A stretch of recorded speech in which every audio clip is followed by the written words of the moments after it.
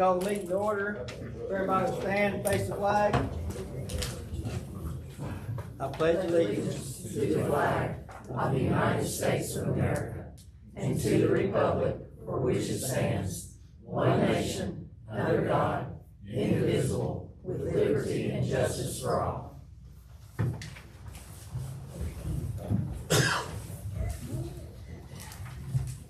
Adoption agenda. Do you have any additions or deletions? I would make a motion to adopt tonight's agenda. I second it. All in favor say aye. Aye. All opposed no. The ayes have it, motion carried. Approval of December 1st and December 8th minutes. I do have one correction on the December 1st, and it would be number 5, recognition of outgoing Commissioner Ann Bean. I think that was Larry who read that proclamation, because I did yours and I didn't do both. Do you remember reading? Yeah. Okay. Okay. I do. So if we could make that correction. Also on December 1st, minutes, under number 9, the motion would have passed 4-0 because I was not a member of the board at that time. And so there would have only been four voting members.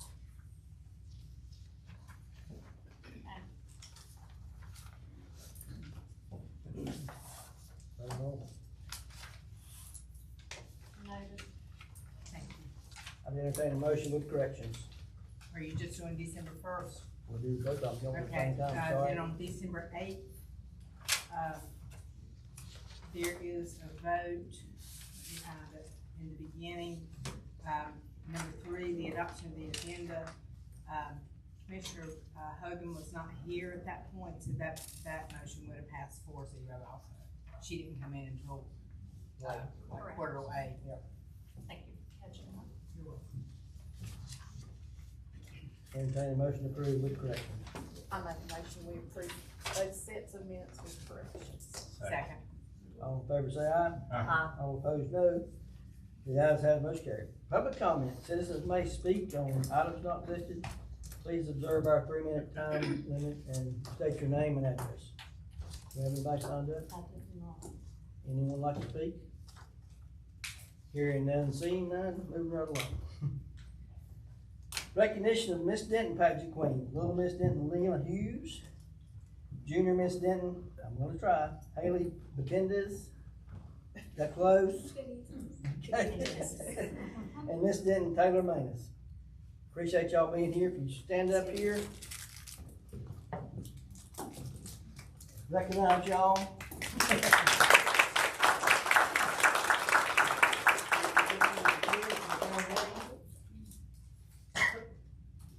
Alright, turn around there, Scott. Stand in front of them. Yeah, stand up here. And we'd like to say how much we appreciate these ladies and young ladies getting out and being ambassadors for the town of Denton and the area. They do a lot of traveling. Getting ready to do a lot, aren't you? Yes.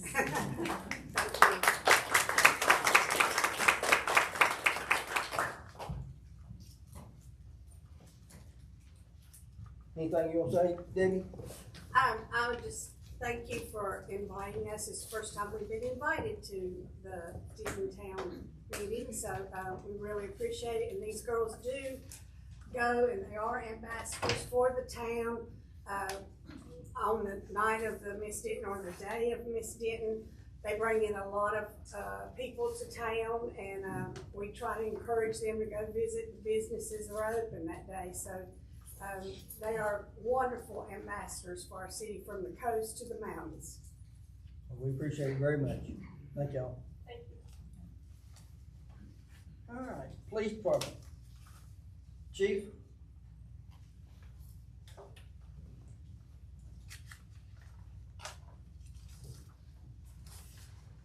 Mr. Mayor, Commissioners, good evening. I let you down about a year ago. I hired a captain, he stayed a year and left. But I've got one now that says he's gonna retire from the town of Denton, so, Can we get that in writing? Did you read the small print? That's Very contract. small print. Very That's small contract. print. But we're very glad to have Richard Tester here. He'll fill the role as captain. We're especially honored to have his wife Caitlin, who will be pinning the badge on him. And I think we've got Richard's mom here. We've got Lieutenant Justin Crotty from Salisbury Police Department, and Chief Mark Cook, who used to be the chief of Grant County Police Department, who he and I worked shoulder and shoulder together during the time I was in Spencer. So all the family members, y'all are welcome to come forward. I'd encourage you to get over where you can get some good photographs if you'd like. And if Captain, you and Caitlin will come up, I'll present her with the badge that she will pin on. And I think our town attorney will do the swearing in. So congratulations to you. I'll give that to you. See how much blood gets drawn this time.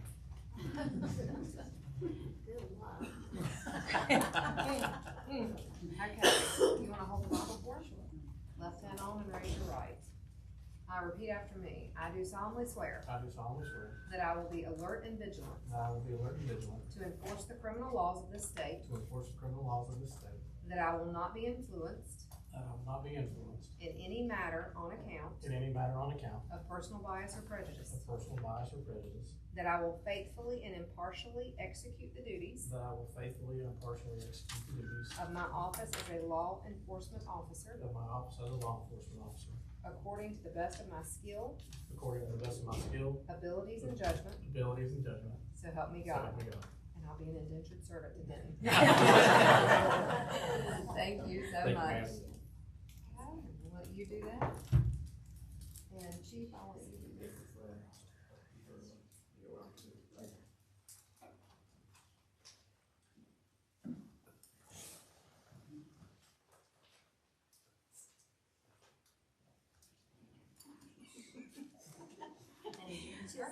Thank you.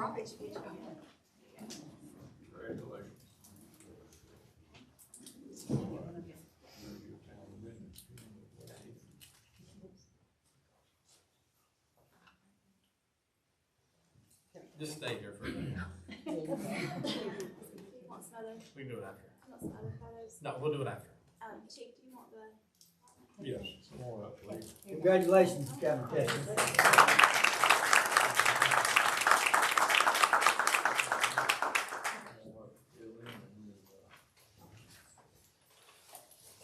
Michael, you're not a policeman, please step back. Yes, please. All right, ready? 1, 2, 3. Right hand over left. Chief always says that. 1, 2, 3. All right, gotcha. Congratulations. Go ahead and have you. Yes, sir. 20 years. 20 years. And while y'all are all here, we appreciate each and every one of you doing what you do day to day and taking care of the chief when he's, slides a little bit. Thank you, Chief. Thank you. Review 2026 Davidson County tax update. County Manager, Mr. Smith, and Tax Collector, Mr. Rickard, is here today.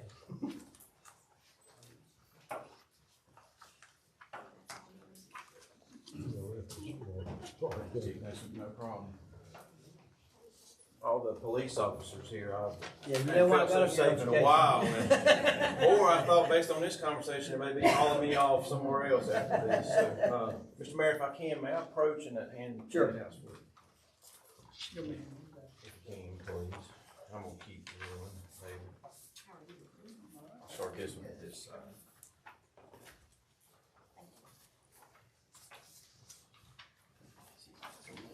Oh, yeah, oh, yeah, yeah. They too much,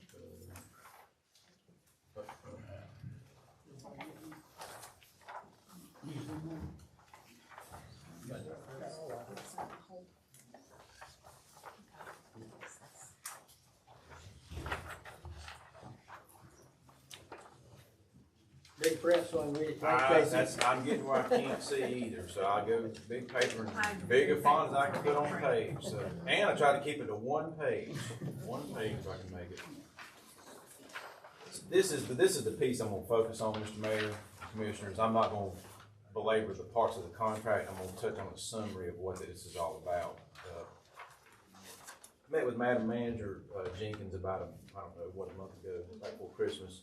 But this story goes back quite some time ago, backwards. So let me just quickly, kind of, without belaboring it, let you know how we got here.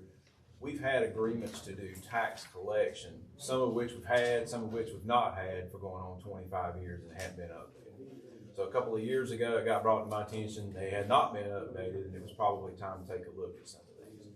I don't remember what I was involved in at that exact moment, but I decided now wasn't exactly the right time, so I just kind of put it on the back burner.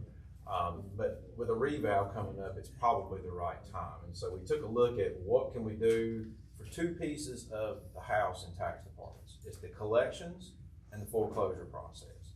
The foreclosure process is largely driven by Thomasville and Lexington, as you can imagine. I don't know that we do a lot in Denton, maybe once, a few, but it's largely driven by those two.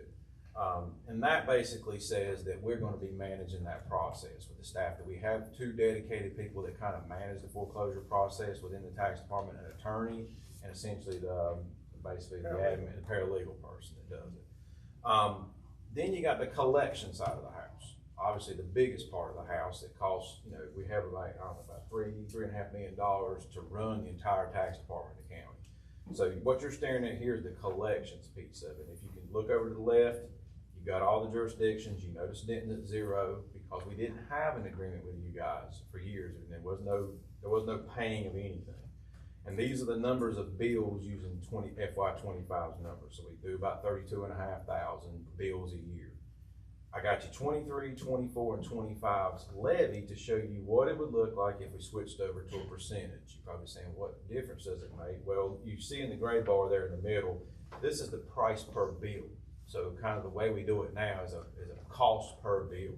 Had you guys been paying something, we'll get to that in just a second, this probably would be a cost reduction proposition. But because of not paying, and we just scattering a 1.5%, and you can see my comparison counties at the bottom. Everybody's at a 1.5%, 1.752, that's right around us. Talking about Rowan, Iredale, Randolph, etc. And I'm trying to get to 1.5. And again, I think I can talk terms here in just a minute, but this is based on that 1.5. So if you look with your eyes in the middle of the road, 1.5%, this is what the new spread under the green column there would look like. So had we not done it at $7.31 a bill, or $7.53 or $7.75, you can see the smaller jurisdictions bill goes down, and largely Thomasville and Lexington goes up. You guys are going to be considered an up for not having done, we didn't have anything in place. I guess probably back, Mayor Ward, maybe you might be the only person that knows, and I think Angel might have dug it out. This may have been an arrangement from the mid-90s. Well, we've got the tax location here, I know, and then we've got the ability, we didn't have any kind of formal arrangement for this. No. So we collected them for free for y'all. Right.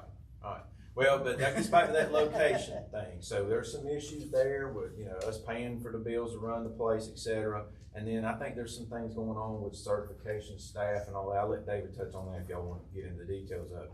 I don't know that I can continue that. And so, but talk in terms of this arrangement, what you have before you is the draft agreement. And it's essentially that. What I'd like to do, because y'all are special with the one location, and that's a word, I'm not trying to be mean, I'm trying to let you guys know, I can't run a tax location here necessarily longer term forever that I ain't doing in other locations in the county. And so if we go 1.5%, we'd be doing it for everybody, and then we could figure out a way to deal with the tax location here, whether we do it another year from now. I'm not saying take it today, I'm saying later on down the road. Any questions? Well, how did it go that long that you or any other county manager didn't see that we need to have an agreement? I think a lot of it was just handshakes back in the day. Just handshake stuff, yeah. And so updating these and making them all formal. What's driving the need for the formality is more the foreclosure process, not the collection. We've had issues in the two bigger cities doing foreclosures in their process. That drove the train on, not issues we can't work out. I'm just saying we needed to formalize who's in charge of the foreclosure process and what's going to be the rules, essentially. This agreement started that process. But while you're doing that, it makes no sense not to address the collection piece too. So the foreclosure, can the girls in the town hall do the foreclosure process? Has that happened here before that it went okay?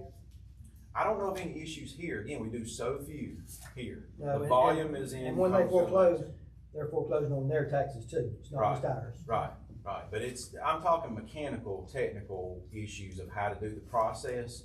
Sometimes it's gotten off track.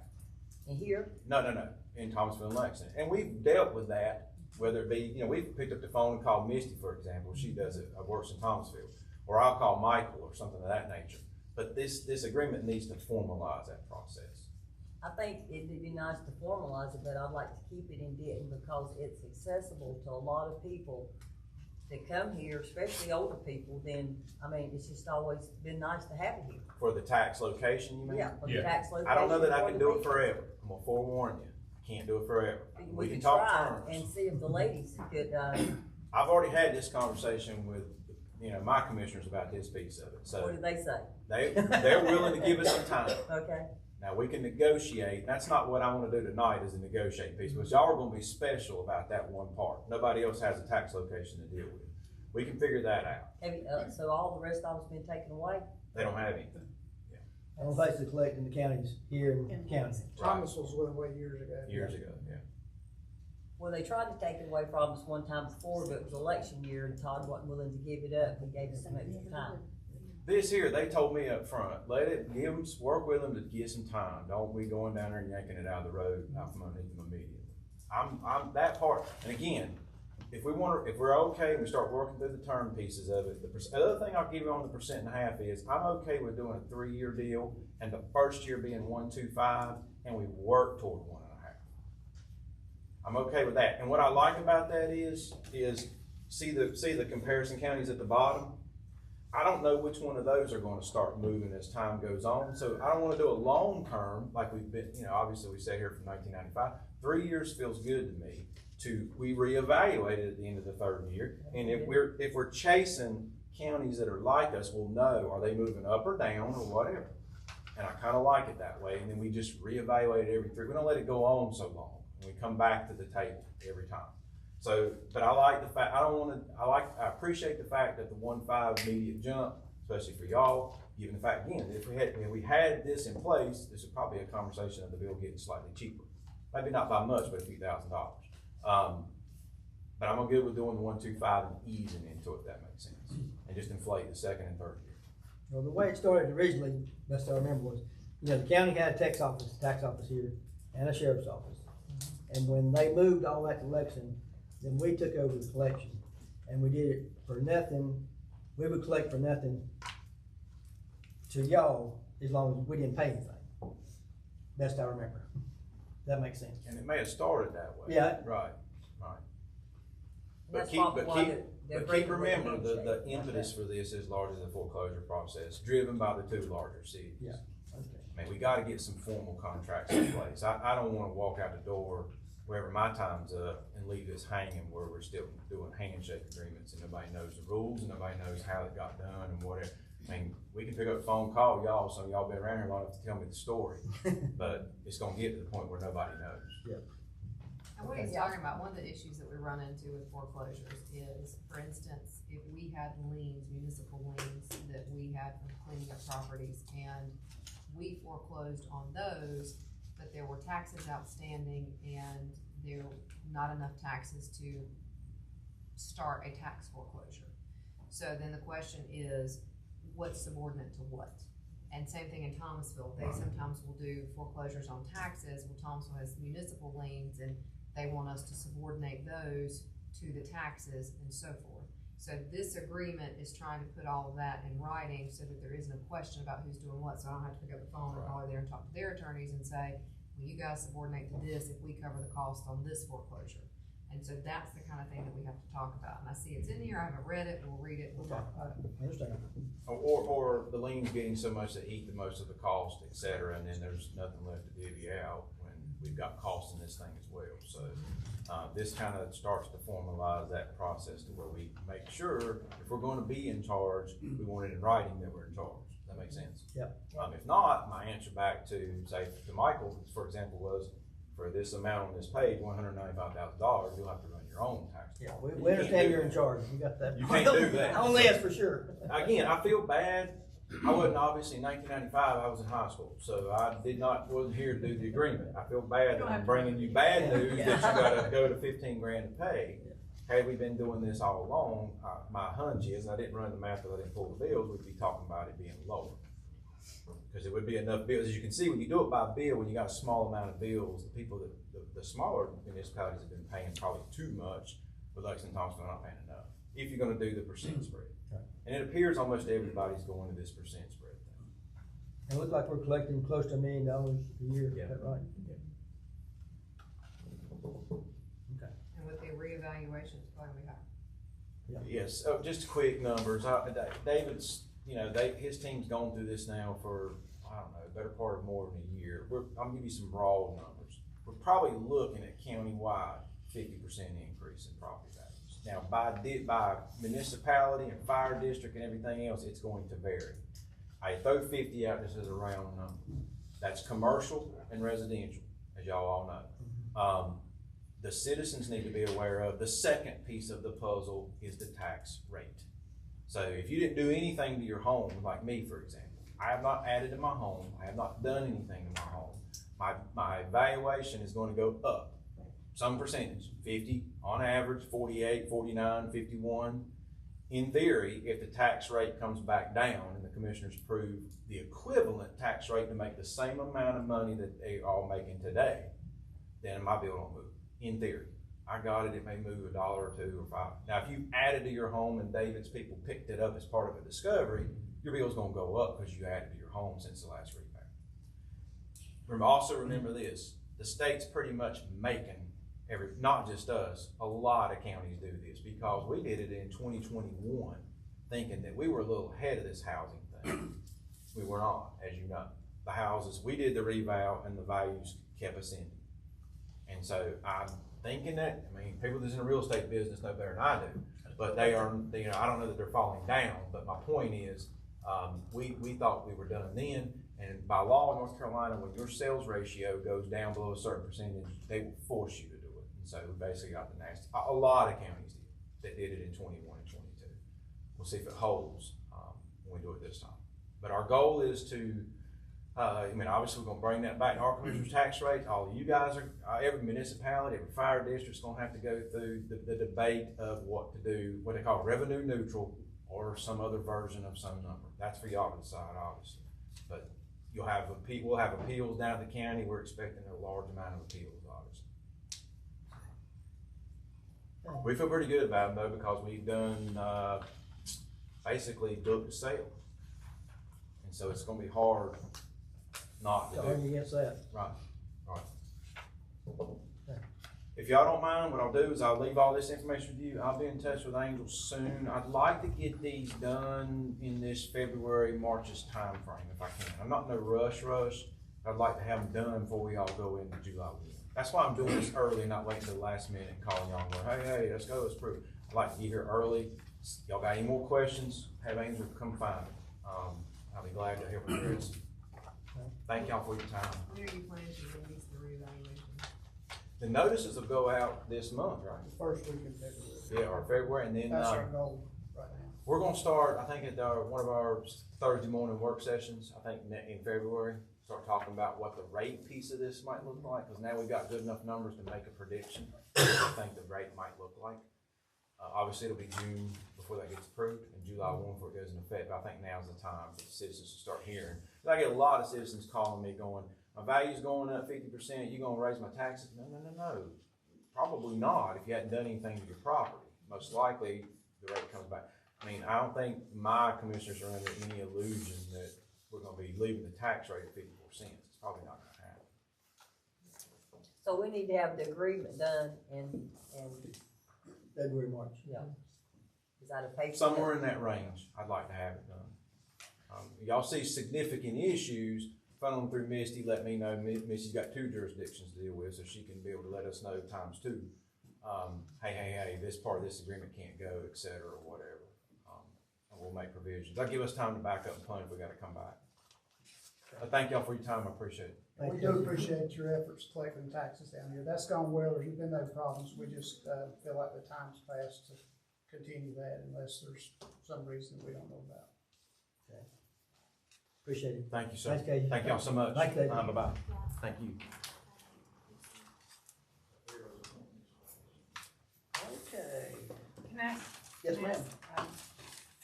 Angel, Paula, or whoever, Robin, right now, just ballpark, how many people come in to pay now? A significant amount. $1 million. Today a lot, Always because has today been. was last day before interest goes on Uh-huh. the bills, but, we can pull and send you guys total for the year, like how many people actually pay here in location. We might do that, but it's, especially the month of July is very busy, July, August, September, and then there's a little bit of a lull, and then January picks up, or the end of December, January picks up. It's very convenient here versus going to Lexington and going up that slow elevator. Yeah, and we do, I mean, we see a lot of our residents for the town, but we also see, the surrounding area, that they just, it's convenient for them not having to drive into Lexington. Yeah, I've been here when Thomasville people came in. Yeah, they have. They'll tell us they came here so they wouldn't have to stand in line.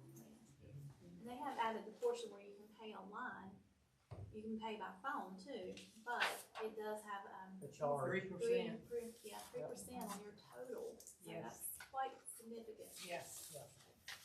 And a lot of older people don't even have a credit card, Yeah, that's true, that's a check. that's true. I'll pull the figures tomorrow. Okay, Mr. Carrick. The good news, bad news, Audit. Oh, I got some good stuff for you this year, or whatever. First of all, I wanna thank y'all as a board for the opportunity to serve as your auditor. I do work at your pleasure, so anytime y'all have any questions, concerns, whether it be about the audit, about finances in general, whatever, please feel free to give me a call, because we do wanna be considered an asset to you. You did receive an unqualified or a clean opinion, which is your auditor, what you want me to be able to stand up here and say, which basically means that financials that you have in front of you, based on our audit procedures, did fairly represent the books and records of the town of Denton for the year ending June 30th, 2025. With that having been said, I will also, as I normally always do, point out pages 3 through 12 of your audit, which is management discussion and analysis. The reason I point that out is if you do have constituents that are concerned about the finances of the town, that's a good place to point them to. Your town audit is a public document, so anyone can come to town hall and request a copy of the audit, as far as that's concerned. And like I said, hopefully that will explain a little more in layman's terms to them where the town's been, where it was this past year, and a little bit of even about where it's going in the future. With that having been said, I gave you my little cheat sheet that kind of compares this year to last year. And I'll just kind of hit some of the highlights. Like I say, I'd be glad to answer any specific questions maybe as we go through it. But you see, total revenue is up $267,000 compared to the prior year. Okay, what page are you? It should be, I gave there should be a list. It was laying with your book, Yeah, it was laying with your not what you received. Okay, report. I pulled the book out from underneath everything. Okay. Because, and like I say, this just compares this year to last year. Like I say, I'm just gonna hit some of the highlights, but there's some other information included in here also. As you can see, like I say, total revenue's up $267,000. A lot of that was ad valorem taxes increase. You see your local option sales tax is still increasing, going up, which is a good thing, which means that's based on what people are spending in the economy around here. Your total expenditure is actually down $224,000. You can kind of glance down through there and see, but the main factor is under transportation. You see it's down $440,000. And what that was, if y'all remember in 2024, y'all spent a lot of money on street repairs and stuff. We kind of accumulate the, grants that come in from Powell Bill. And, because if you're aware to, you know, when you start talking about doing any kind of street paving at all, you know, a tenth of a mile, you know, it's probably $100,000 or whatever. So that's a real expensive. So what y'all done in the past is, like I said, accumulated usually the Powell Bill funds for several years so that you can do a major street paving. And that happened in 24, did not happen in 25. You can see that total street improvements were only about $40,000 compared to $500,000 the year before. And that was just primary patchwork and those kind of things compared to actual having to do a lot of paving. Bottom line, $206,000 revenues over expenditures compared to a deficit the prior year. But like you said, if you look at those two, that's pretty much goes right back to that street paving and everything that occurred in 24.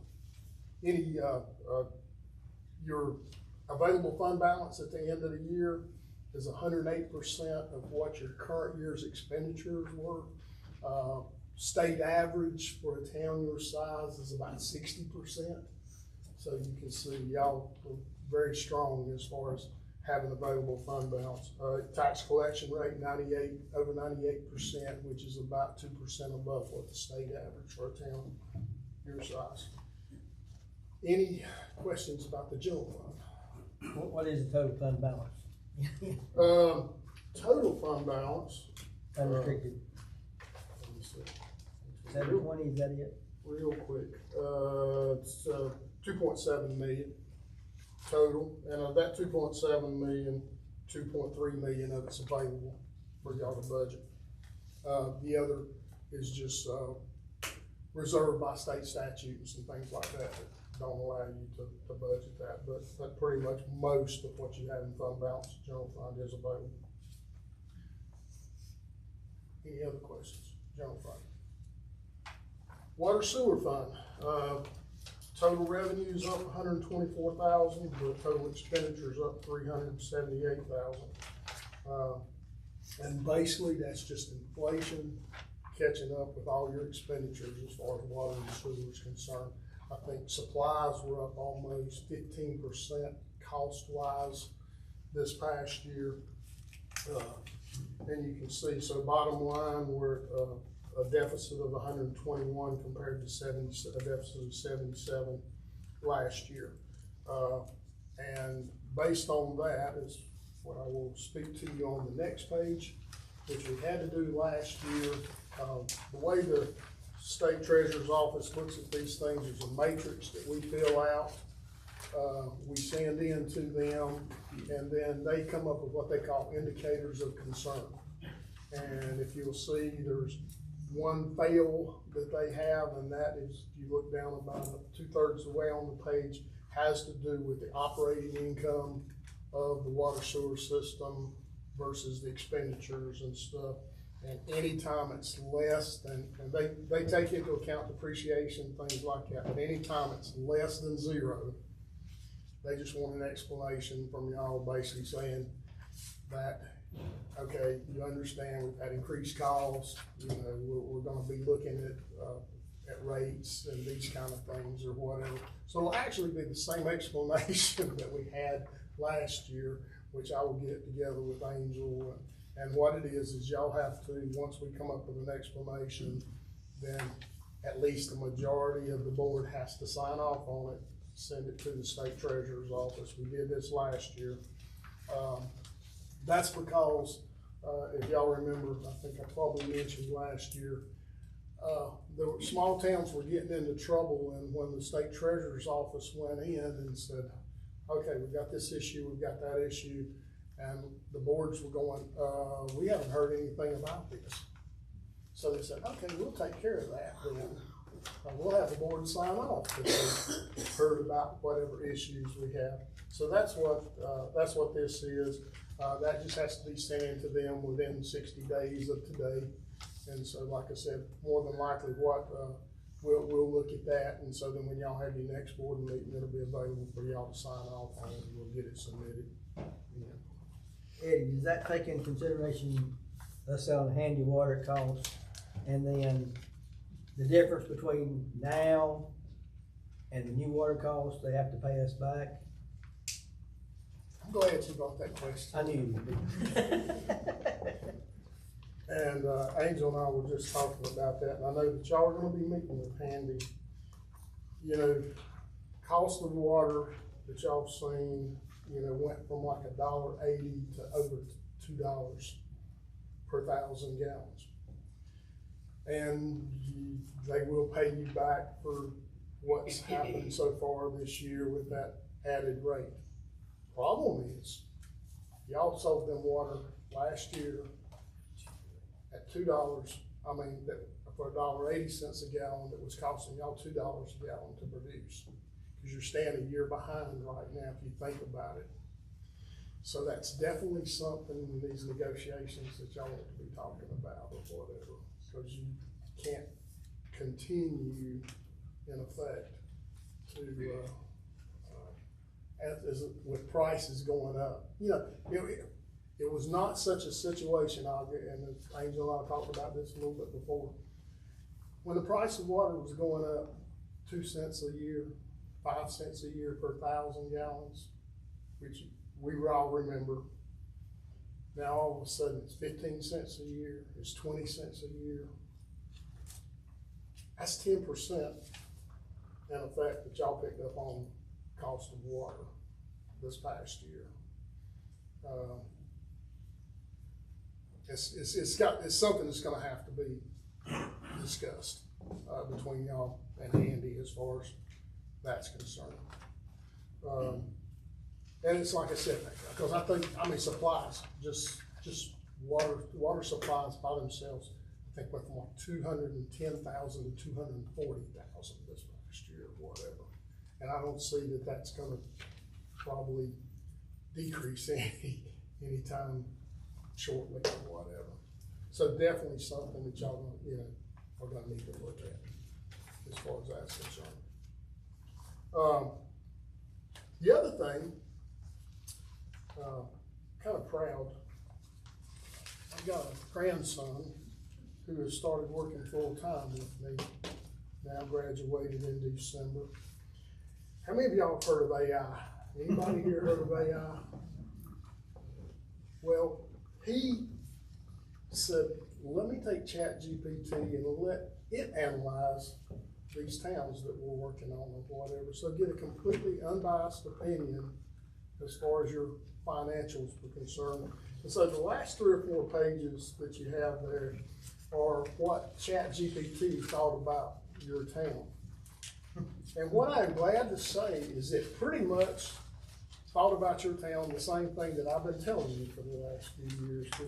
But I do want to read the overall conclusion at the end of it, and y'all are welcome to look through it, because it actually analyzes each kind of section of the audit as it went through. But the overall conclusion, town of Denton is financially healthy, well-managed, and low risk from an audit standpoint, with no material misstatements, no compliance issues, and strong physical discipline. So I thought that was pretty good. Yeah. And like I said, that's some really good reading in that, because it does go through, and I would say it comes up with the same analysis that I come up with when I'm going through various sections of the audit. Any questions, anybody? Questions ready? And I'll tell you, leave you with the same thing that I leave you with every year. If you wake up at 2 o'clock in the morning and you can't go back to sleep, and you get out this audit trying to put yourself to sleep, and you see something you just don't quite understand, don't call me at 2 o'clock in the morning. But I am in usually by 8 o'clock. And I say that facetiously, but as I said, really the only things this thing is good for is to kind of let you know, hey, numbers we're seeing as we're going along making decisions are good numbers. And I think that's what the audit kind of brings out to you, because the better you understand the numbers, the better decisions y'all can make as far as the town's concerned. So. Yeah, we're gonna need some help figuring out how we get Handy to, I'm gonna just pay what's fair. as far as the overlapping? I mean, like I said, in the past, I'd say, you know, even up to say 5 years ago, it wasn't that big a deal when the changes weren't that much. But all of a sudden, and y'all know, cause most of y'all been on the board, you know, I can remember not long ago when it was $1.20. And now it's $2. Yep. 13. So, And you feel good about the cost of water? As yeah. far as the numbers you were given or whatever? I mean, and there again, I still go through these things with a fine tooth comb, looking at all those numbers that go into that cost of water. I mean, as far as what's charges the water cost and what's charges the sewer cost or whatever. So we still spend half my time down here looking at those things or whatever. So I feel real comfortable that the numbers are consistent and the numbers are good as far as the costs that are going in there or whatever. So. Any more questions for Eddie? Thank you, sir. Appreciate it.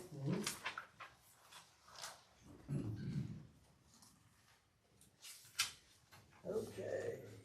Public hearing consideration on request for town of Denton property. Angel, you want to start off? Thank y'all for coming, Queen. Thank you, Mayor and Commissioners.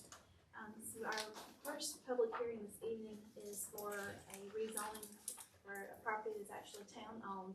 It's located on South John Street in between James and Peacock. It's the old lot that everybody refers to as the old impound lot. We are asking for it to be rezoned from neighborhood business to light industrial. The planning and zoning board met prior to your meeting this evening, and they did approve this rezoning request. It was requested, I mean, I think we looked at it being rezoned several years ago, but it has not, it does not meet the standards for what we need it to today. Surrounding properties are light industrial across the street and to the west of the property. To the east is more of the neighborhood business, so it does meet the compliances for being right there on the border of either or. If there's any questions that you have, I'd be glad to. Hey, Claire, the public hearing open. Anybody would like to speak for or against the South John Street rezoning request?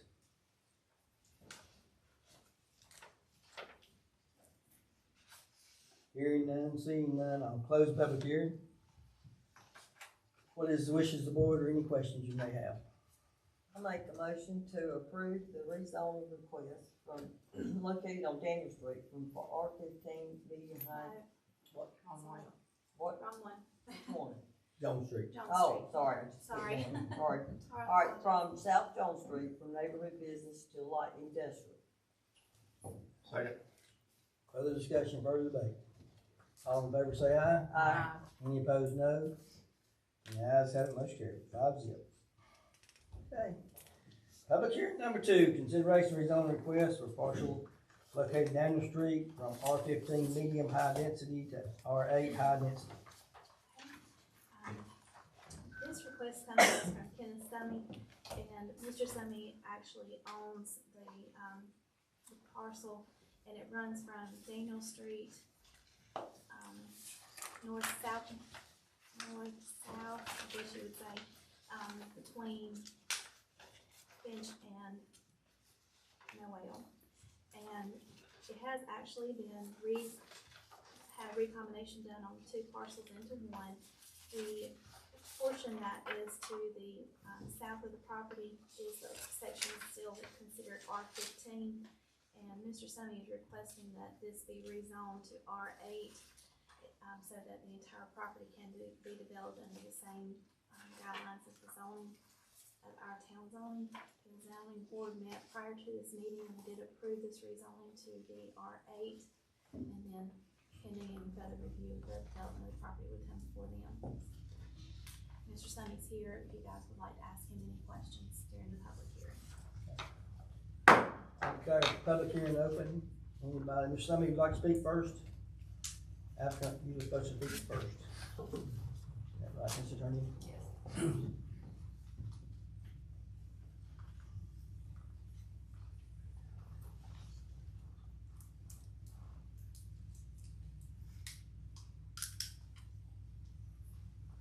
Good afternoon. I would like to request rezoning that one piece of property from R15 to R8. My intentions would be to put brick duplexes on the property. I don't know exactly how many without the rezoning there, but that's my intention from it.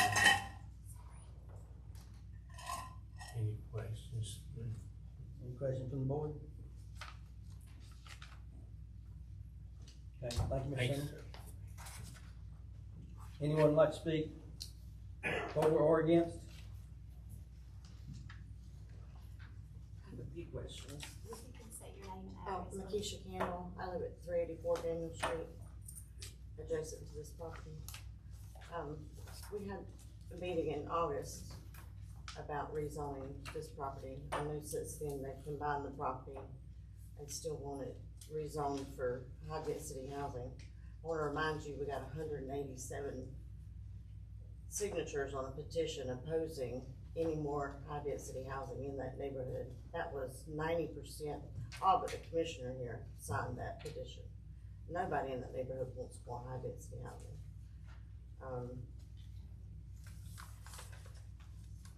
One reason is the sewer is constantly, this is December 26th. This is sewage on Finch. This is the trucks, they're fixing it. This is the property that they're asking to rezone. This neighborhood is not equipped to handle however many more houses. And in August, the board asked for plans to be submitted for this property. Is there any information on these plans? We can't really ask that. Isn't that correct, Mr. Attorney?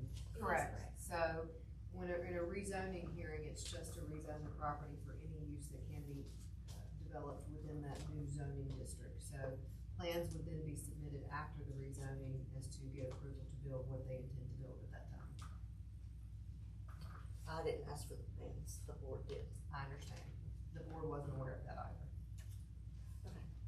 That's all. I wanted to ask Michael, do you know about that sewer problem? There's a picture of it.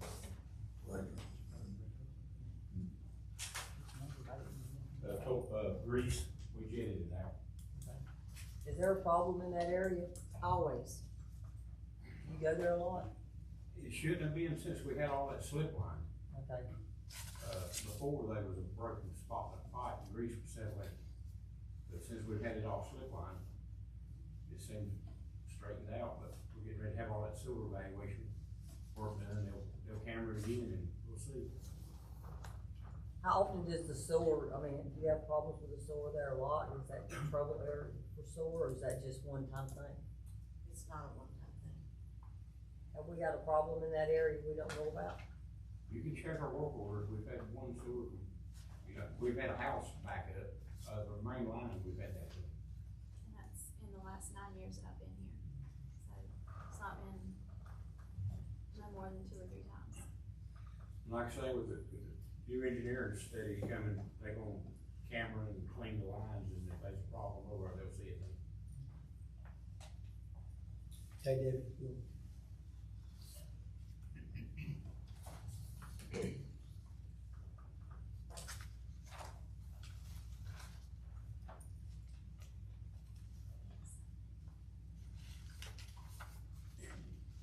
Deborah Myers, and I live on Noel Street, and my property adjoins the property that we're discussing right now, on Finch and Daniel. And, I know that the rezoning has passed now, with planning and zoning. And I've spoken with, Mr. Summey and his daughter. Very nice people. I spoke with them after our first, meeting, and again, just a little while ago too. I know that, Mr. Summey's, wanting to do the duplexes there, and I did tell him, just a little while ago, I said, we were hoping it wouldn't be that, we'd like to see single-family homes there, and still would like to, but, if he does go ahead with, and it is approved, with the duplexes, we'd really love to see it turned into senior duplexes. The whole neighborhood, said that, we would not oppose senior duplexes, we would welcome them, and, so we would feel more comfortable, and, Mr. Summey did tell me that, they do background checks with any of their rental property, or their realtor does. Excuse me, and so I'm glad to hear that too, but, still, if it does come to having the duplexes, I do hope that he will consider, and the board would consider, making it senior apartments. I think our town, could really use more too. I feel like we're going to see maybe an increase in people that would like to retire to Denton and would like to have a good place to live. And we would just feel more comfortable if that's what it is, with the apartments and the seniors. And going back to the sewer issue too, for the past several years, and I don't know where it's coming from, but we do have a terrible sewer odor that comes around ever so often. Can't pinpoint where it's coming from, but we have smelled it quite a bit in our neighborhood. So maybe when they look into these lines or whatever, they will be able to find out if there is an issue there and be able to get that resolved. So hopefully that might take care of that too. So that's about it. I just, hope you will consider our neighborhood, and that everybody in the neighborhood did oppose regular duplex apartments, and he did say that they would be single-story ones, which I'm glad to hear that, and that makes us feel a little bit better too.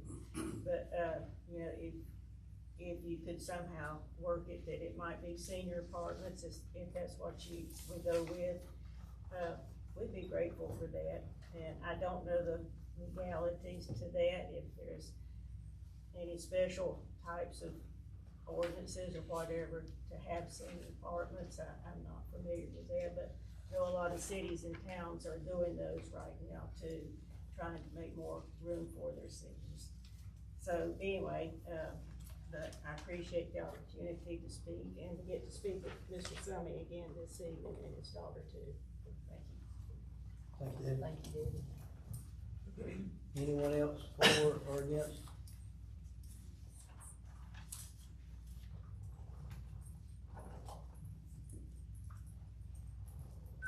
Good evening.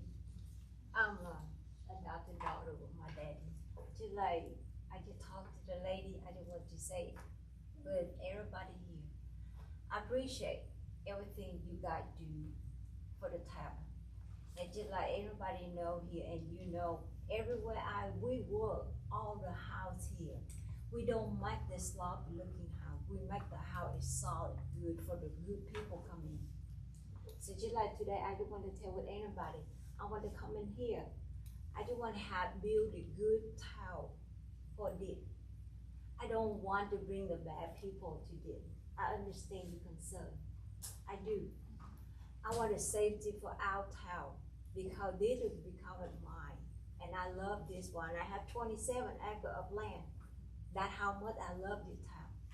So I just want to tell you, I make sure that we do rental house, we make sure we do background check. I don't know what it will be after area approval will change rezone for us. I don't know yet. But I make sure the good people come and live in this house, because they become mine. I own 27 acres of land here. That's how much I love this house. I have several how I work here and so do good people. And all you know that. So that's why I don't want to tell you, I just don't want the bad people come in our town. And I appreciate so much everything all you do for us. And I appreciate you welcome us here, do the job we have here. You can tell, you go to Spring Street, 126, 130 Garner, 49 Noel, and now Anderson. You will see all the how I flip. It is solid and beautiful and not a sloppy. So I just hope we be here, make anybody just feel it, you welcome us here. So I thank you so much for your time and your good work. Thank you, Ken. Anyone else for or against? Angela, I would clarify, we're only rezoning like 145 by 100. Yes. So he could put apartments on what he already has. Correct. Without coming. Yes, that is correct.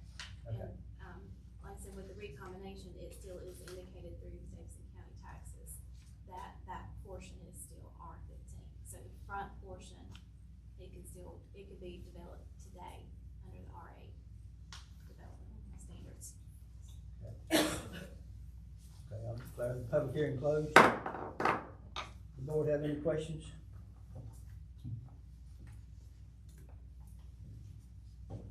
Okay. If y'all feel inclined, I would entertain a motion to either approve or not approve.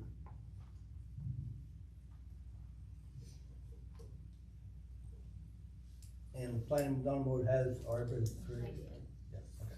It was a 4-1 vote, but they did approve it.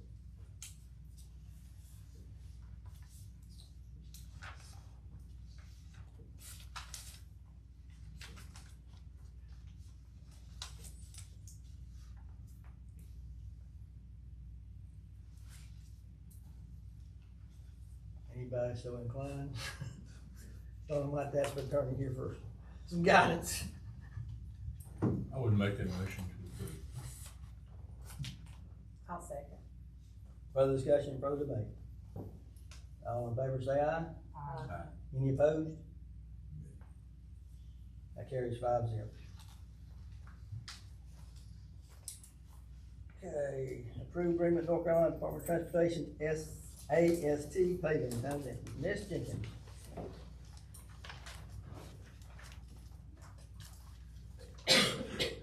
So the information that you've got kind of straight from the North Carolina Department of Transportation, we've been working with Chris Coyer and trying to get on the list with the county in order to have our AST done at the county rate. And so this is an agreement coming to us from North Carolina Department of Transportation stating that they will put our AST on their contract and that this is the estimated cost of what this project would be for the AST that Chris submitted at his last presentation. And I did review the contract, I did send it to Misti, I didn't see anything out of the normal. It is a standard contract, and it does say that, you know, we don't have control over when the contract, whoever is approved, is approved through the DOT, and then they have 18 months once they receive that bid in order to come out and do the work. But this does give it to us at that better rate than what we were receiving on our own. We give them the streets, correct? Correct. And they got 18 months to do it? They do. So, I know in that time frame, we have to stay on top of if there's, you know, depth patching that needs to be done or any crack seal. So, staying ahead of that game, which there is a list that has been provided by Mr. Coyer for us to do. So once we are on this list, we'll try to help coordinate with whoever that contractor is, letting them know that we'll get that ready for them to have a solid ground to lay the AST. And our part on this is 83,000, give or take. I guess It is. that's the contract price. Exactly. So the advantage of this would be cheaper rates for the town. It is. It should be, right? Absolutely. I believe the last time that we had the rates coming for AST, it was well over $6 per square foot, and that was about double what Chris was expecting it to come in. So, what? Oh, I thought you said something. I heard Michael's voice behind me.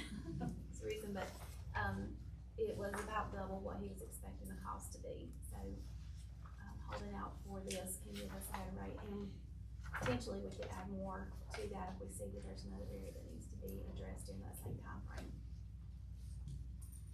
I don't like the 18-month deal, but I know. that doesn't mean it goes to 18. Right, if they could, especially if it's a contractor who's already working in the area, they may go ahead and put this to that project and have it done within a time frame that's reasonable.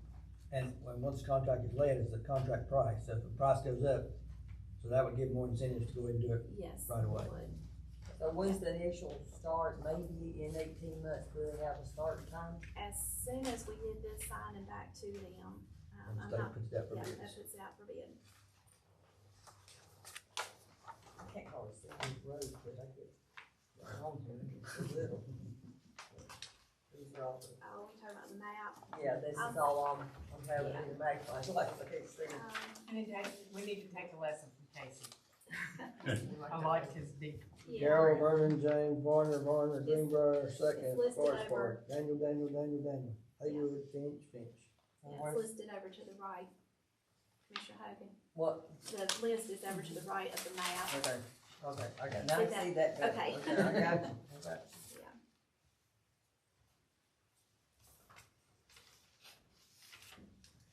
Any more questions? This would be, that was the thing that Mr. Poyer stressed too, is it does have that fog seal.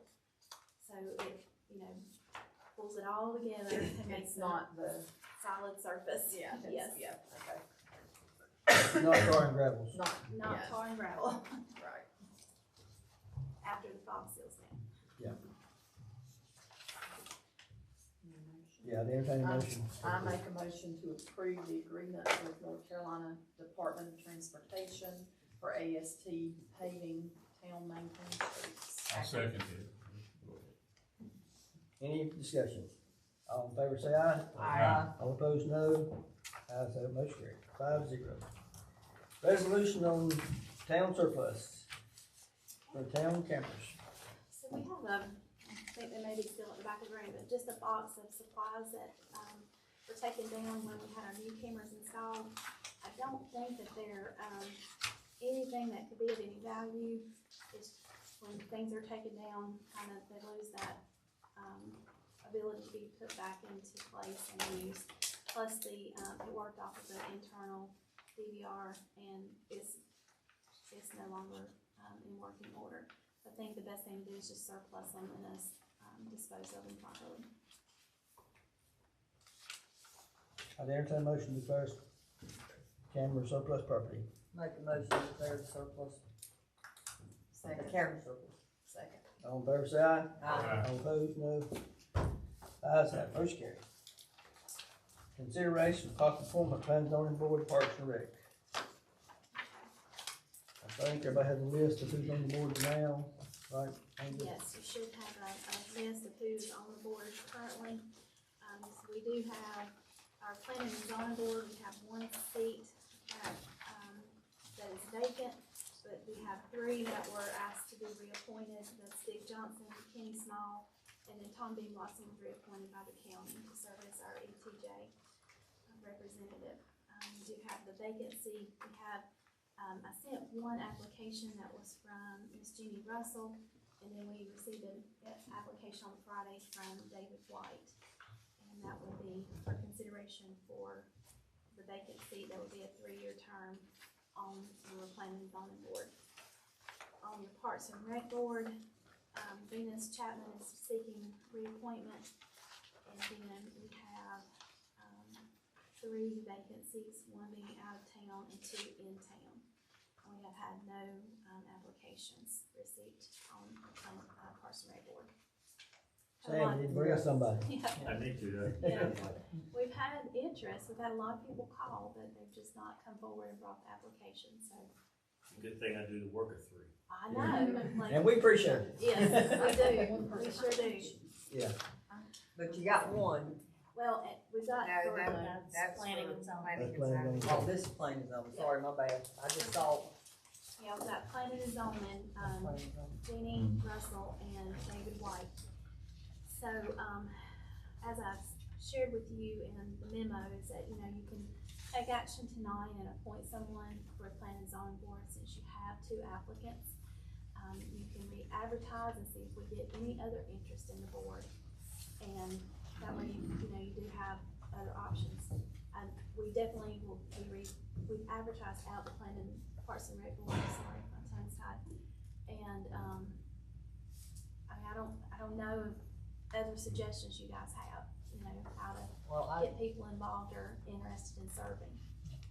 Maybe they might come forth for the planning zone, I mean, for, Parks and Rec, but I make a motion to approve Judy Russell on on the planning zone. I'm getting same time. To serve the vacant 3-year term? Yep, on Okay. vacant 3-year term. Further discussion? I have a second there. I'll second. Okay, second. Further discussion? All in favor say aye. Aye. All opposed, no. Ayes have it, motion carried. Carries 5-0. Unless she got another Facebook, or Sam's gonna bring us 1 or 2, and Yeah. Lena's got a couple she's working on. Okay. One. Yeah, we've had, I think everybody's kind of had those people in mind, it's just getting them difficult. And I some did of try the- to bribe one the other day, I offered them another trash can. Some of the Parks and Rec board have even reached out and said, hey, I've got some people interested, but just hadn't got that application yet. Maybe I need to give you the applications and you hand them to them as you talk to them. Sam, while we're on that, do you have anything to say? No, I appreciate y'all supporting us. We appreciate everything that we're doing. Thank you for We everything appreciate y'all it. do. I guess you're the presidente now, chairman, or? I don't know, we haven't had a meeting yet. Okay. Well, we appreciate what you do, Sam. Thank you. Approval of 2026 scheduled board meetings. Okay, this is your just regular schedule, usual notice. We've given you all 3 boards together so that everybody knows when the boards are meeting. But, there is the adjustments for holiday for your September meeting, for your board. And then the only other adjustment is in January for the Parks and Rec board is the 20th through the 19th. And I guess like everything else, we could change it if you want to. You can, yeah, it's like the July 6th meeting, if you felt like, you know, we usually push it out a whole week because of all the activities going on downtown. But if you guys felt comfortable having it on that Tuesday after, then that's entirely up to you. So the 4th is on Saturday. When does the first come in? See, The 4th is Saturday, July 4th. Okay, Which is the week. so, Oh, it did mix up. Well, Yeah. that is gonna be, Farm Park will probably end on the 4th. I think so too. Okay. on Saturday, And so I guess the Antiques Festival We'll go on that will week. flood in the same. yeah. So, technically, the 6th is the first Monday of the month, so that one's not really changed as far as years past, it's been off a week. So, and then the September meeting, it falls the Tuesday after Labor Day, so it just depends on if you guys wanted to push it out a week, or if you are okay with the Tuesday meeting. It's kind of that last hurrah for what, to go on vacation. I'll just leave it the way it is, y'all good with it, if we see closer time, we want to change it, we'll just change it. I just will let you know next month's meeting is on my birthday, so. So bring a Also- cake. Also on Paul Mitchell's birthday. Yeah. We share the same birthday. Did you get him to come, we'll bring a cake. Still bring party hats. Yeah, party hats. Yeah. Yeah. It's a big birthday too, and I'm ignoring. I thought this all be. What, how big? 5-0. Well. Oh, play that violin. Nothing. I just had one Sunday that was 7-1. Yeah. Once you get I'm glad that- I'm between y'all. Closer to you than her, though. I'd entertain a motion to approve the meeting schedule, and then if we need to change it, we will. So moved. Second. Further discussion? All in favor say aye. Aye. All opposed, no, and the ayes have motion carried. Okay, department heads. Chief James.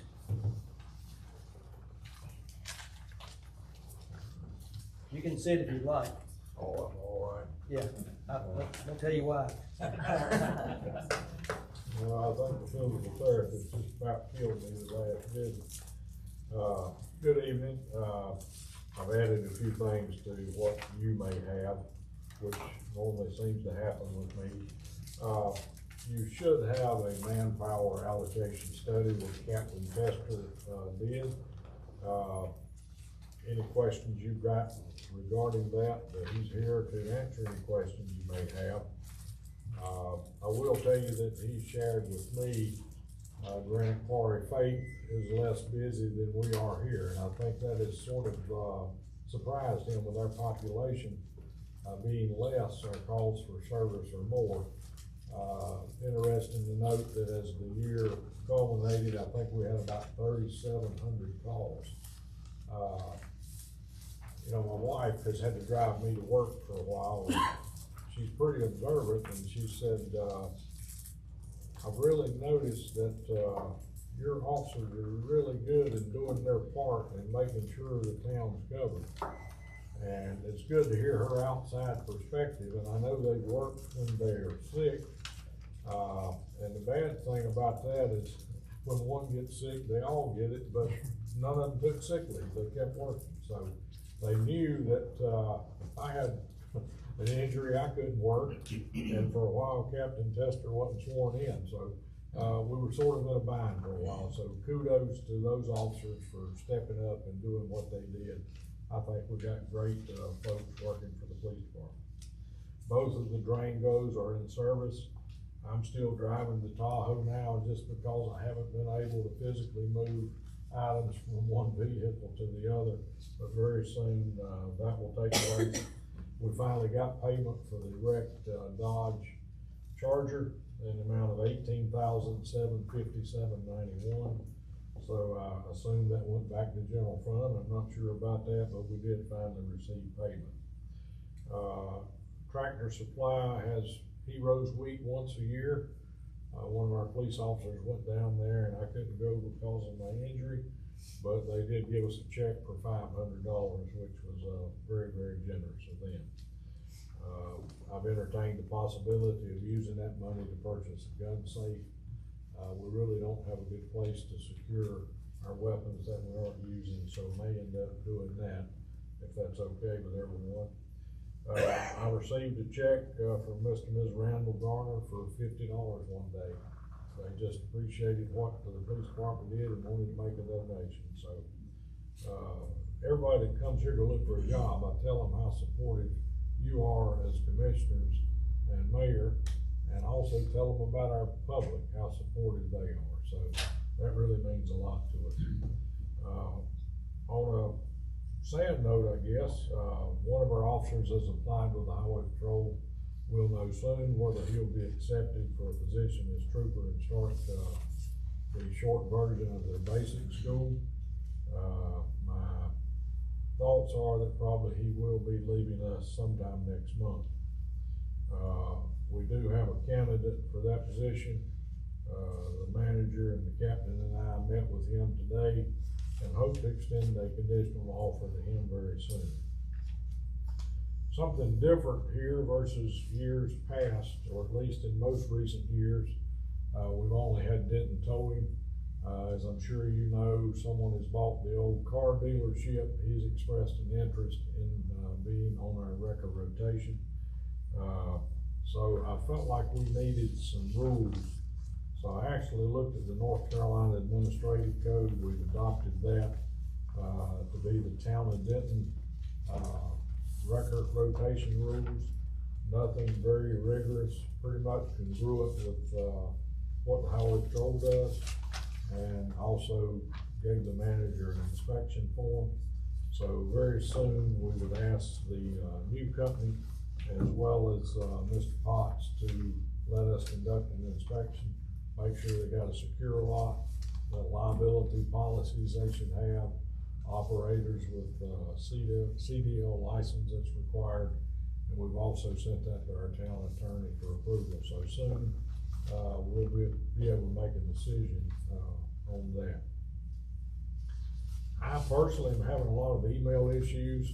My email standing 100%. The captain has tried to send me something, never got it, even once I cleared some email. The issue with deleting emails is, as you know, public records law, any citizen could ask me for all of my emails and I gotta provide them. unless it's personnel or confidential related. So at some point, I think we've got to look at more memory, or a different type email system where that doesn't become a problem.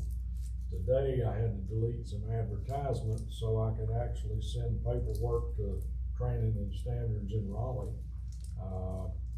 to show that all of our officers had the training that they should have had last year, with the exception of, Reserve Captain Furr, who was unable to, complete it due to his, medical issues. Recently looked at crime stats, and in 2025, the Denton Police Department made 76 arrests. In 2024, we made 55 arrests. And like I said, we had 3,700 calls for service. So I think that is, says that our guys and ladies are doing their jobs. But I tell you that to let you know, I think that's important to note down the road as we plan and we look at manpower needs, so that we can best serve the town and our citizens. Be glad. I have a question about the 3,700 calls. Does that include mutual aid? Does that include calls we go out for mutual aid? That is every call that we self-initiate or calls that we're dispatched to, if a citizen calls for help. I've got a log book, and I've early on provided that to Ms. Jenkins, maybe midway through the year, I'm not sure. Wasn't really comfortable sharing all of that with all of you because there's some confidential things in there. If you have a need to see it, we could probably white out some involved people so we don't violate juvenile law and maybe some other things. But numbers are probably all we need. Yeah, if we can get a breakdown of what's mutual aid versus what's within the town limits, yes, that would be great. And I know this is stretching, Chief, but within a 2-mile radius versus a 10-mile radius. I mean, if we go down 49, that's really stretching us, I think. Yeah, and we've had that request before, and I told them, no, we are not going that far to leave our county unprotected. So if an officer calls for help, when we have a deputy down this way, if they call for help, we're going, no matter what. Right, I understand that. Absent that, we're not gonna leave the town unprotected if I make the call, and I assure you the captain will do the same thing. We still continue to take calls for the Davidson County Sheriff's Department, and they have no deputy down here is what the comm center tells us. So, you know, we do respond. They tried and asked us to serve a warrant today on Aspen Drive, which is barely outside. And I think the captain said, no, that's in the county needs to do it. They'll eventually show up, but there's some urgent issues that we need to go there to make sure safety for everyone, is affected, and, you know, we'll be there a while before anyone shows up. And it's a fine line when citizens of Denton pay the department. Yes. And we also pay county taxes, same as everybody else in the county. I concur. I'm with you. So sometimes you have somebody in the adjoining county call and won't help, or just? We've not had that happen, okay. no, we have not. But maybe Davidson County? It's normally Davidson County calls, and the lieutenant with the sheriff's department will say, we don't have a deputy. We're at the sheriff's office or in Wahlberg. Can you send an officer down until the deputy can get there? And I do have a record of most of those, and we can research and tell you how many we've had of each. I think that would We'll be glad to do that. Any further questions? Now, right now, we're at full staff today, right now at this hour. Well, we have one vacancy. Okay. And we could have another one, so. So we're at 6. So you will know, and I've talked to the manager at length about this, we are looking, I'm trying to have somebody ready to work a shift in the event he does go to the highway patrol school. Okay. And then we'll make a decision down the road, do we fill that sergeant position, or do we put an officer position in? We still have the issues. One of the problems, we've got one person working a lot of times by themselves, and we don't have a lot of folks here to back them up. So it's a safety thing. And some of the people that have left here, I think they've shared with the manager, and they've told me outside of the exit interview, you know, I had a grown man tell me, I'm afraid I work by myself. So, he went to a place where, you know, went to Davie County to work where there were more folks working, so. Do we have any auxiliary officers that can help if we needed them? We do have, however, the one that went to Davie is an auxiliary. I've talked to another person today who wants to come part-time. So I think that may work out, and he has indicated he would be glad to fill in for shifts when needed. And then I have another possibility of a different allied company police individual that may want to come here as well. So I we've had got. somebody call me today that I need to give you his information as well. Good, very good. As an auxiliary. All right, great, yeah. So we're trying, and I think that's part of the plan. I think we're wise if we can do that. We don't have to worry about benefits. But what we experience, we expend funds, we buy uniforms, and then you call them and they say, well, I can't work.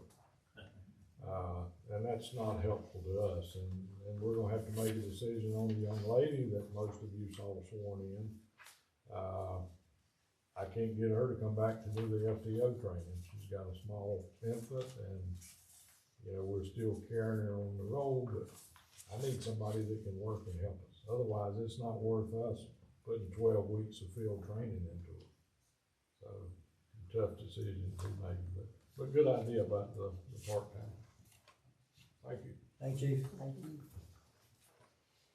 Chief Manus not here, I guess he got a report, maybe. Okay, his report's in there, if you have any questions. Self-explanatory pretty well. Water plant, Jason's not here, but who's here in his place? Thomas. Thomas Ross, senior operator. So for December, we focused on stabilizing operations following seasonal water challenges that we have every time it gets cold. We're advancing multiple contractor-led maintenance items and preparing documentation and planning materials for upcoming funding discussions and leadership walkthroughs. The plant remained in compliance throughout the month with continued emphasis on reliability, redundancy, and long-term capacity planning. November 2025 totals, we processed that in the first part of this year, picking that back up. That is published out through the Denton Orator, and we also share that out on the Town of Denton website, Facebook.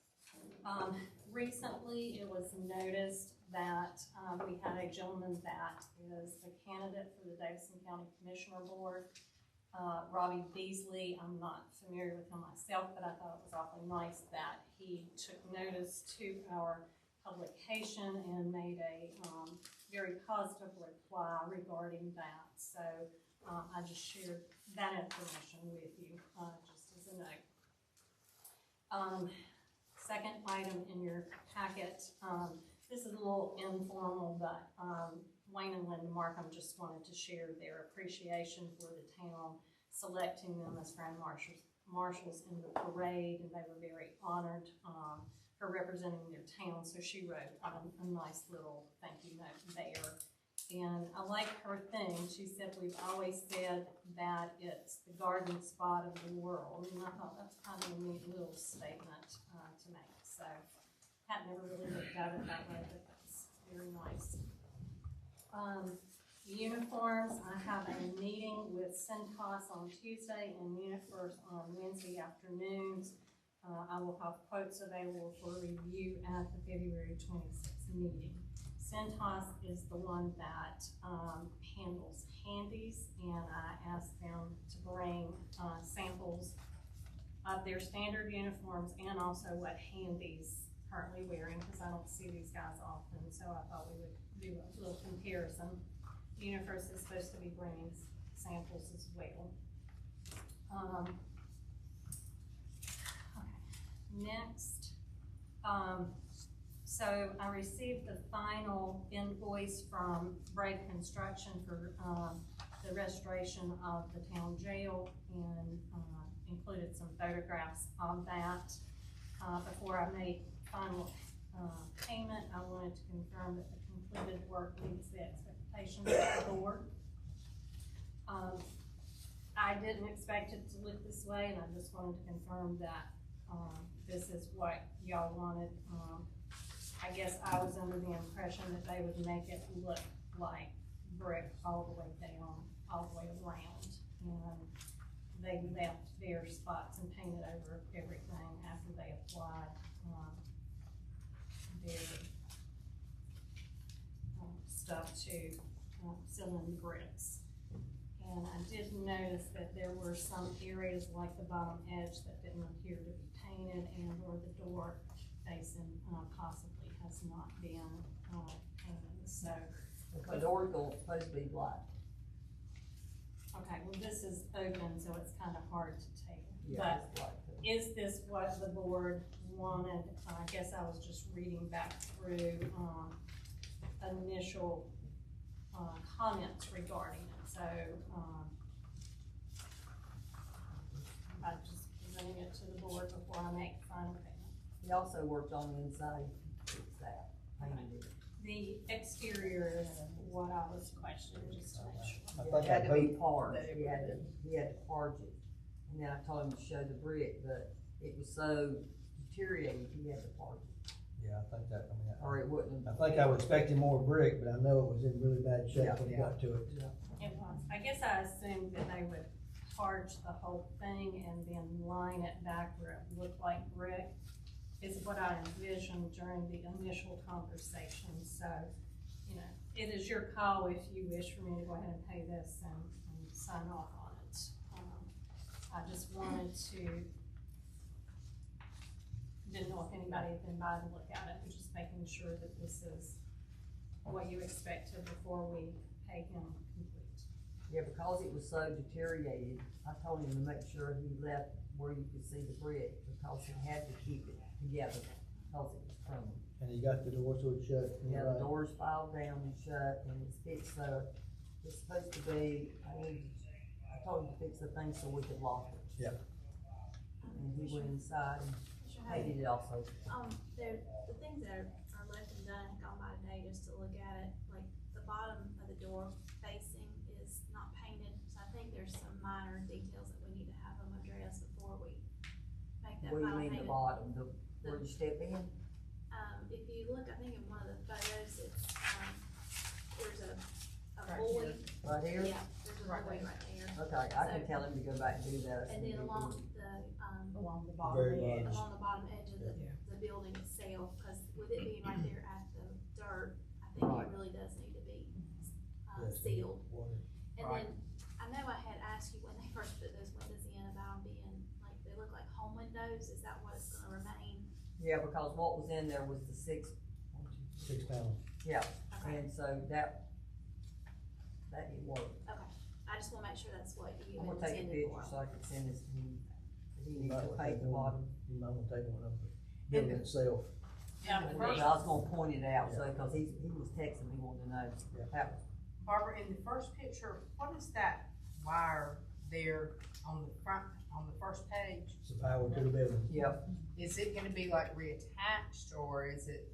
Mike, we gonna take care of that? yeah, Yeah. just remove it, cause we're not gonna have power in it. I might put candles in it during the Halloween. And I had a fella tell me that he would build some sails in there, if we could find a picture of what it looked like. Isn't that right? That'd be good. Ain't nobody brought me a picture of what it looked like. I know, Barbara had to make one up. They sort of came down and hung on chains, remember? No, I never was in there, honey. Well, I peeked in. I wasn't either, but I looked in there. But we did talk about maybe we could get a plaque out there saying it was built so-and-so, and the last person was in there, we think 1970, right? Yeah, that's what Sheriff Price said. But we don't wanna say who it was, If I can just clarify, do you want the, power box and cords completely removed, or do you want them reattached so it looks like the original building did? I don't No, do we? I don't like it the way it is. Yeah, I No, don't it needs to either, I be. don't either.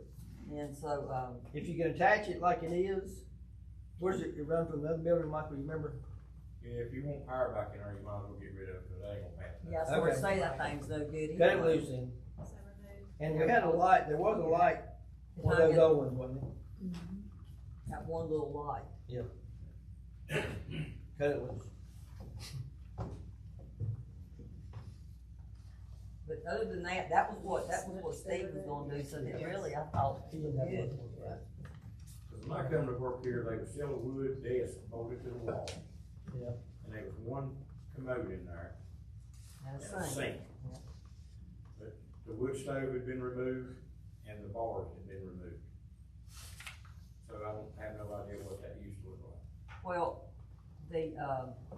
I said I might find an old stove to put in there and make it look authentic, cause the one at Star's got an old potbelly stove in theirs with a sink and toilet and just a cot.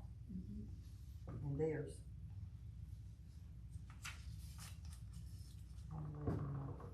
Take all whatever it's there. Okay,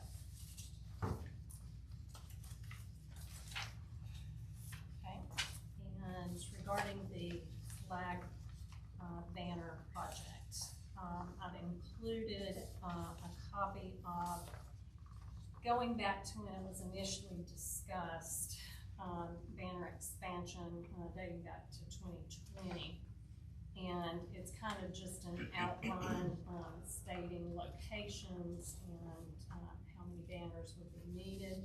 There's also a page, for business and individual sponsor banner program that also, of course, prices would need to be updated, accordingly per, banner, for this project. That would be something that we need to review and see what we want those to be. Display Sales is the company that we use for our military banners in the park. So we did get a quote from them for that. These banners are slightly smaller than the banners we currently have. This one is quoted out at 24 by 48 inch, and I believe the ones we have now are 30 by 60. And so this is a quote, for those. There are some different options available, and I'm sure we're not restricted to just these, but these give you an idea of some potential ways that they could be done, for the, sponsorship banners. I also reached out to, Oscar Design. This is the company that we originally used for the, banners that we currently have, the Welcome to Denton. And, he provided an updated quote, for those. Now, those are, priced down at, the 30 by 60 custom size banners. So these are some items, for you to review. For a starting point for us to review to see which direction we want to go, how many we want, put information out to our community to see who would want to, sponsor a banner. Are we gonna have to put our own poles up in banners, or is Duke and Windstream gonna let us put them on their poles? We would have to reach out to Duke to verify, and I'm not sure if you had asked in your communication with them, but I had planned to do that. So I reached out to Duke about another project, and they are getting us in touch with the right division in order to look at the poles. I think when we initially did this proposed project in 2020, there were not viable poles. I think it came back as maybe 6, but now that most poles have been replaced in town, I'm asking them what poles they would approve for us to be able to place these banners on. And that would be our banners plus sponsored banners, so we can then determine where we wanna place what and can place. We got 13 up now, don't we? Either banners or We should have. brackets. Yes. Yes. I think that was the original, what we replaced back in 21. A lot of them just got brackets. Right. Some of them have fallen down over years with the Yeah. wind and everything. Been are still a few on Salisbury that I noticed, but it's kind of sporadic. So we need to look at replacing the town banners within what type, how do you want the look of the banner for the sponsors? Do you want those to be the same with the town seal, or would you prefer them to have like a welcome? And do you want them all the same, or do you want to offer a variety to them? So those are questions that would need to be. I would think you want them all pretty well the same. Yeah, personally, I would like uniformity. Yeah. And then you say town Denton says welcome to from Wilson Carter's flyer, whatever. So you could do your town banners with your seal like we have, and then the ones that are sponsored all have, like Mayor Marr says, welcome to Denton and, Wilson Carter flyer. Oh, yeah. This pricing is better than I had expected. Yeah. I do want to note on the display sales that theirs are more of a vinyl. It's a 2-ply, 18-ounce vinyl, compared to, I believe ours are canvas now. So the banners we get for the memorial things have held up very well. They are the vinyl. Years will tell if they fade any or not, but I do know that it appears that the canvas ones have faded, but I don't know. Well, the It appears ones, they're several years They're- old, yeah, so they're that 15, makes a 20 years old. difference. oh, I know, they've really been Yeah. around for a long time. And the ones that are put up for the veterans and memorial, they're really up, what, They're 2 not- weeks? Yeah, they're not there Yeah. long. So it's really not a good indication of how they would last. Right. Now, on the other hand, my father's is still up at his house and it still looks just like it did. Well, they probably might hold up good because down at, Calabash, they have those same flags that they leave up the whole time. So I'm saying And the they town still of- look good. Town of New London just did a local heroes project, and theirs are the smaller banner that are attached to the poles. Yeah, that's what And Calabash they've is. been up, I know, 2 months through the wind and everything, and they still look really good. So it could be, we could ask them for, they do a lot in our area, so we can ask for examples. Yeah, personally, I like the bigger ones better. And since a lot of the brackets are still up. And have them where it'd be nice at the end, at the wind, when it came in like a line, the banners didn't end up on the other side of the sand. Yeah. Where you push time off of them, where they don't slide out. Right, Michael?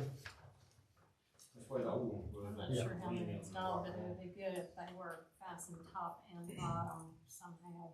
I'm not They sure. slide in, Currently. and there's supposed to be a thing on the very end. Like a cap. Yeah. That would That make secures them sense. from blowing off. Okay. Yeah, if you'll get us some real numbers on them, Okay, all right. and Is how much there- difference the sponsorship is versus, How much, do we know how much the sponsorship's gonna be? And do you want, are you saying that you guys would prefer to go to the canvas instead of the vinyl? 'Cause the canvas Whichever are the one is 30x60 is the one I would prefer, Yeah. because it gives you more room to be able to have the logo and like a sponsor. So that's gonna be your canvas. But if we could, I'm a touchy-feely person, if we could get a, Do you want stop one? laughing at me. There's some I'll over get you there one. that were brought in as samples of the Okay, I got canvas. Well, we're Good not deal. samples. These are the old ones that. we Oh, I'm used to sorry. have. Sorry, Barbara. I knocked something over. These are the old ones that were up for years, and then we replaced these in 2020, 21 with the ones that are there now. And these were done through Mosaic as well, I think. As you can tell, different ones. I think that. Some of them, probably- that was on the ground for a long time, that one was. I don't Oh, know. That was Did they found, put up in- or not? that was found. And then there's one that's outlined over there that's an orange color. But, I mean, these were probably just, I think this is still a generic offer, that you can still just do that building silhouette. I see. But this is the size, this is your 30x60. What happened, it was nice when we had up there that we were over 100, that we got for 100 years. I like them too. Those are the vinyl, that's what you would Yep. have for your I vinyl. don't know what happened to all them. This is what she's talking about here. And that's the vinyl. Yeah. No, it's actually canvas too. I don't know if we used it. I just, That those- 2000, did we use that? Remember? did. Okay, Because for, those, if you see I the ones that remember. are on Salisbury Uh-huh. now, those are the new ones. They have the town seal and, it says welcome to Denton, but it has our new seal with the updated tree and everything.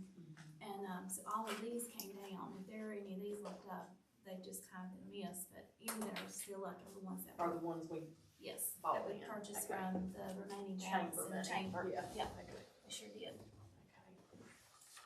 I'd say there's a lot of businesses that wouldn't mind that if it's gonna be $200 a piece or something.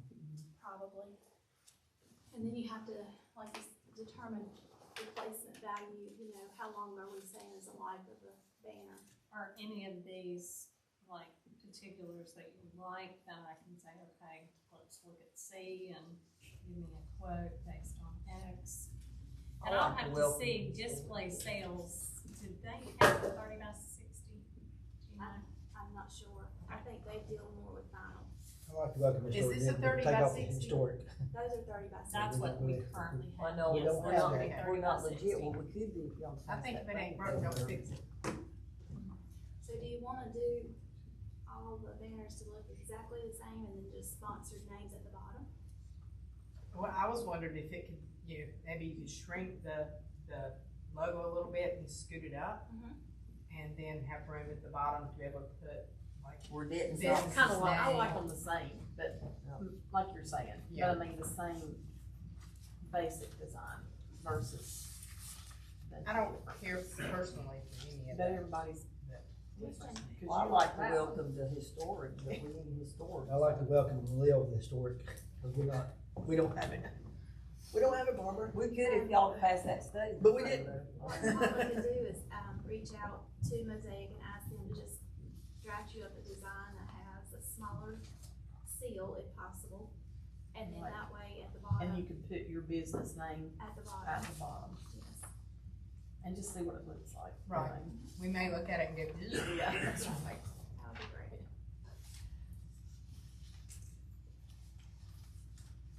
Is that clear as mud? At least it starts, at least it's a start. Yep. See when you come on the spring. One other thing, we need 2 seconds to get my stuff. Together. Okay. So hopefully this is closer to what you've been requesting, but, on the legal size page, I've included the months, gallons billed, amount billed out, the non-billed gallons, which is your, town-owned properties for 24 and 25 and starting in 26. I've also done the same thing for Handy. So, that will give you, hopefully the information that you've been looking for. And we started putting, what's our magic month of when we started having meters? April, I believe it was. Is that correct, Ron? The first billing Oh, was is it? June, July. Well, that's right. Because we Okay. had that. Okay. And that one may be skewed because it was longer than a month time. Right. Yeah. So, That was more. So at least by September should be level. July, yeah.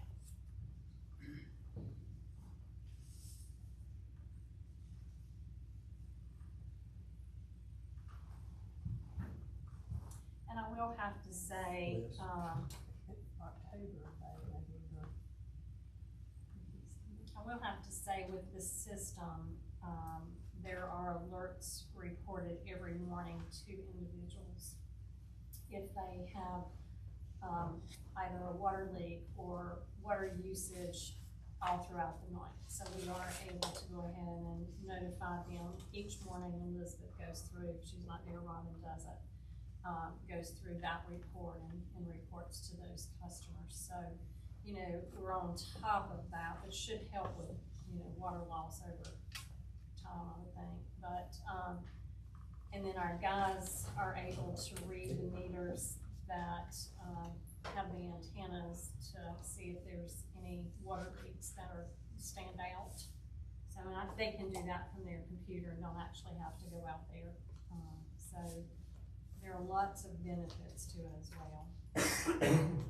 You know, we still have several lines that are not metered. You know, like the fire department field line is still not metered, the sinks at the water plant is still not metered.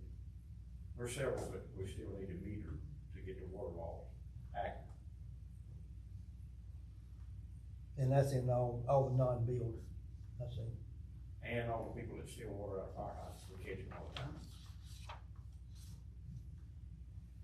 And just to report, NCDOT did not report back to me water that they were taking from the hydrant. That was the last one we caught stealing water. Yeah, so. They stole quite a bit of water. And we were able to,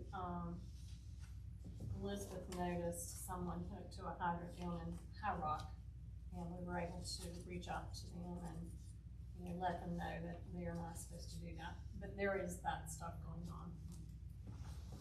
So. Okay, thank you. Any questions, Paula? Moving right along, I know Sam's ready to go home. Town attorney updates. So I've got a couple of things that, we talked about the property that we've been cleaning up, and that is ready to move to lien status. Once that happens, then I've been given the instructions to move forward with the foreclosure on that, so we're preparing for that. We did discover in a couple of the alley closures that you guys had approved, what was recorded is very difficult to understand, so we're going to record a revision clarifying that, so it makes the public record clearer on which alleys are closed. So you guys will be getting an email about that. And then the other thing is, there's some questions surrounding, the decision to make the commissioners the Board of Adjustment.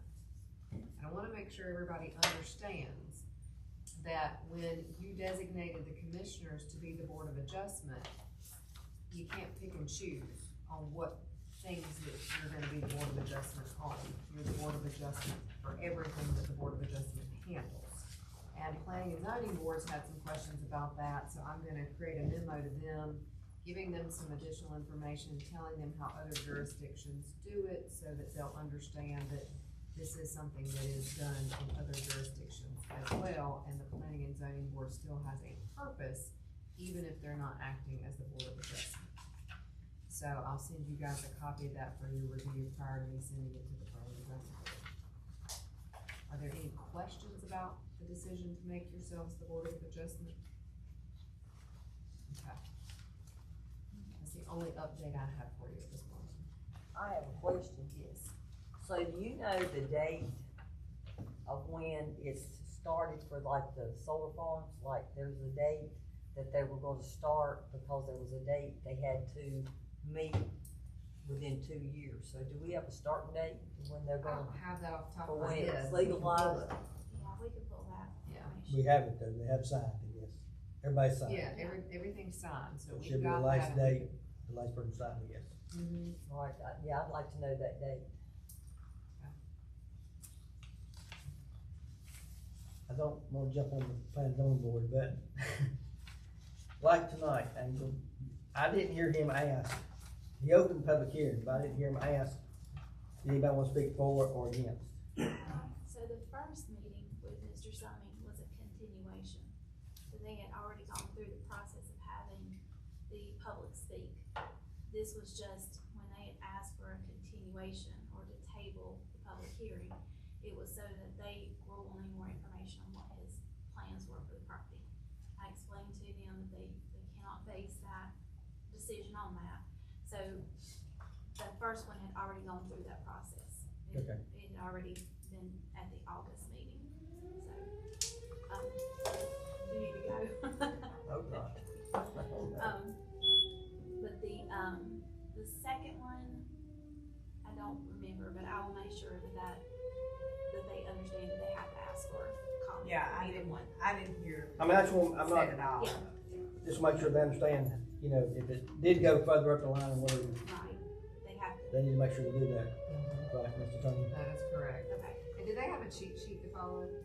They do, but I will update it and give it to them. Will you send it to me to look at? Yep. Okay, and we'll make sure. Yep, absolutely. Okay. And Angel had actually asked me to be here for that, but I got stuck in a hearing in Greensboro. She called me when I was leaving the courthouse. It's amazing I made it here at 6, but yeah, they did ask me to do that. Don't tell it to run the cheat, because I know you broke some records. I don't know what you're talking about. Just review a few things with you guys, and I apologize that you don't have a manager's report this evening. I'm recovering from the flu, and I'm still not 100%. I've got a doctor's appointment in the morning. It has really knocked me for a loop, and I've not got my energy back. And I hope to be at full capacity by the end of the week. So I will update you. I made notes on things that you asked for updates on. The one thing that I do want to talk to you about is we have not approved a contract with Mr. Potts on the in-town lot. So, he is here and was asking if there's any questions that the board may have of him, so that we can, review that and get that approved or denied. So I have reviewed it, I'll send it to you guys. Very minimal changes on there proposed. So if you guys have any questions for him that you'd like for me to incorporate, please ask, and if not, then I'll try to send it over to you tomorrow. No questions, okay, so no questions, but I'll get to you maybe by Thursday, maybe Friday, Thursday or Friday, we'll get something done. Okay, alright, sounds good.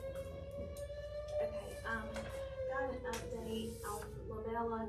So the state utilities project, when we met with them last month, we asked her to reach out to Jacob with state utilities about that 2-inch line still not being closed.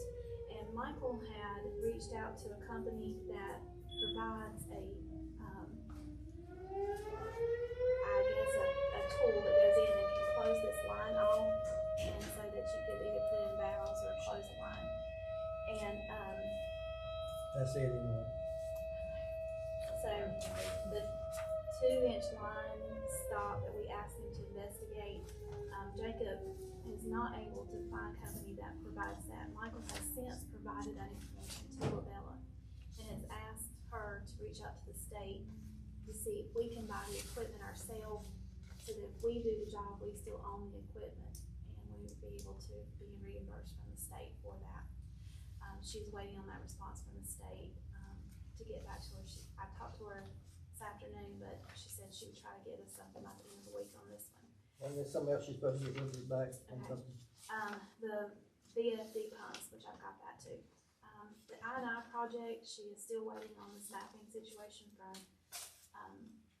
Whitman, so we'll find out what the holdup is up with them when we discuss everything on Friday.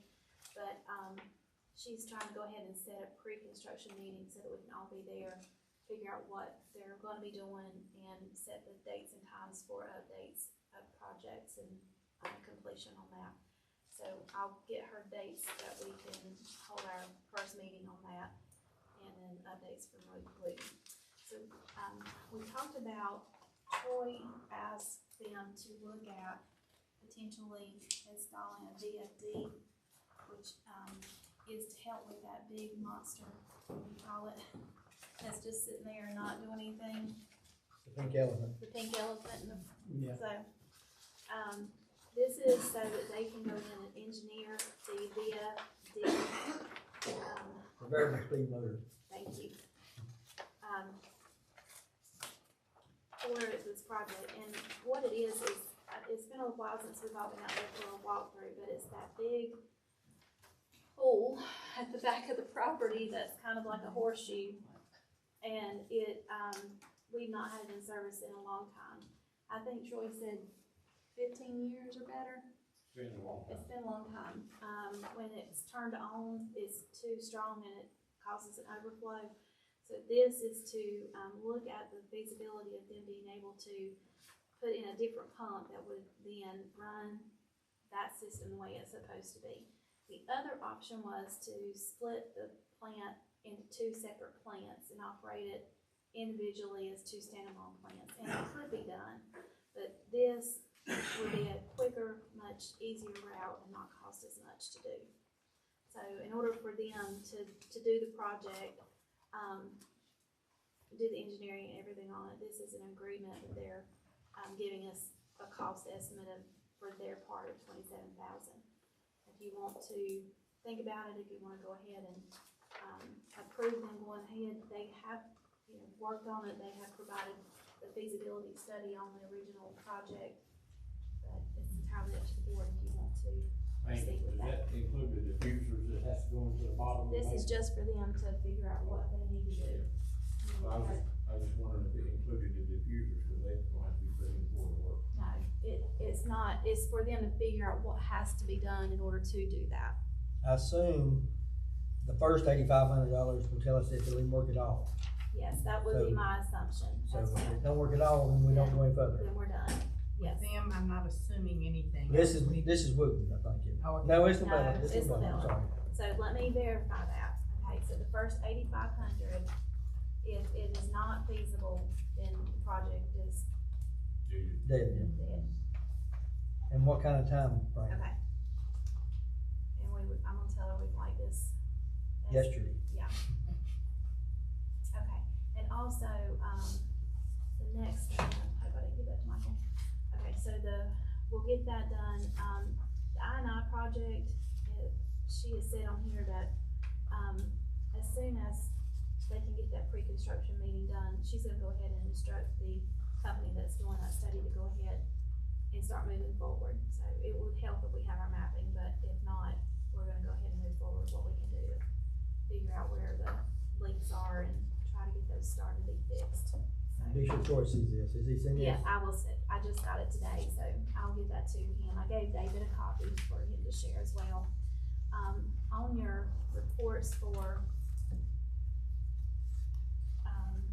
your ACE, they have, closed several of these items on here, and I know that, Mr. Smith reached out and gave a potential schedule of work being done, and I believe Misti has looked at that since the letter was sent out. I don't know if they have contacted any other, anything else, okay. Have they begun work? I have not noticed anything in the area except for the new, skate park that seems to be being built on the property beside of it, to the old building. Who's building that? It's, just the skateboarders themselves are putting We these. even talked about that at the last meeting, Right. whether or not you guys wanted to do anything about that, cause they're putting in some permanent structures.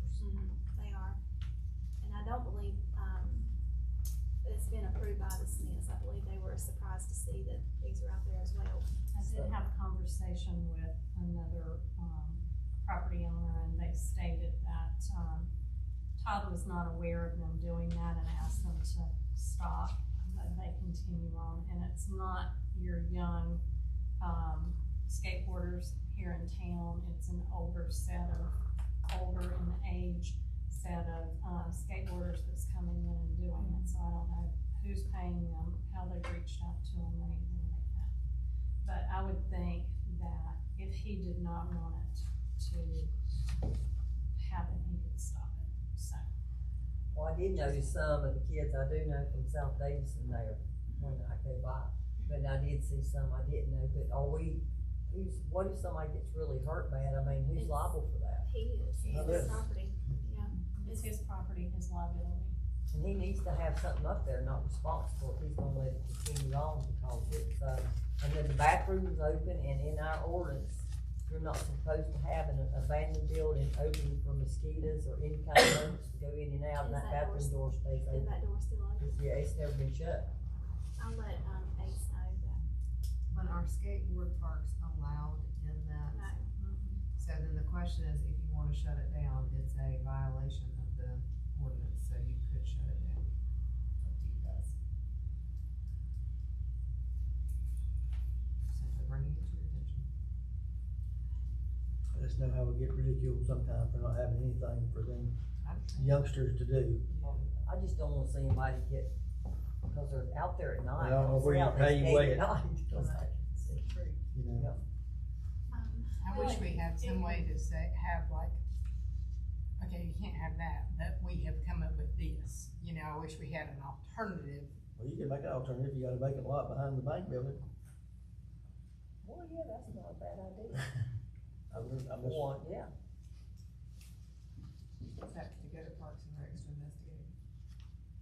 sure, tell Sam. I'm gonna need a bigger budget. But there, you ought to go see the one at Troy, because they have their amphitheater and the skate park, and it don't take up that much territory, and it's used all the time. And there's music all the time right beside of it. It is got. Yeah, it is. It's the skateboard park. Yeah. In Troy, it's really nice. We should let her do it. There's, also a nice one in Thomasville. Yeah. There's a nice one in Ashburn that's not really big, but. I did wanna mention on the ACE, document, there's one that's mentioned unfounded, in which I question them on that, because I know this property has had many complaints by, adjoining property owners. And so I have sent him back out there to review that, because there's, sofas and stuff that's been put inside the dog lot and different things like that. So he is opening that back up. You think it's because it says Jones Road and there's no Jones Road? That's what I started to say, where is Jones Road? Well, it's Jones Street. No, Yeah. he knows, but I'll have him correct that. I'm just thinking. I didn't, that's why I was asking. But no, he knew the property, we had spoken of it, and so he is opening that back up, because there is certainly, violations there that need to be addressed. Misti, could you push Kelly on 254 Clockman Mill Road? I can. I think it's on her short list. 250? 254. Whitman Mill Road. I'll do it right now. And I'd like to say, with these buildings and everything, even though we do have that problem on Houston, but we got invited to the, open house at Mark's, at the Slate House, and what he's trying to do with houses is really nice, and that one in the Ray Kurtman house, but the Slate House is gorgeous. It was amazing going inside of it, I say. Praise him for that.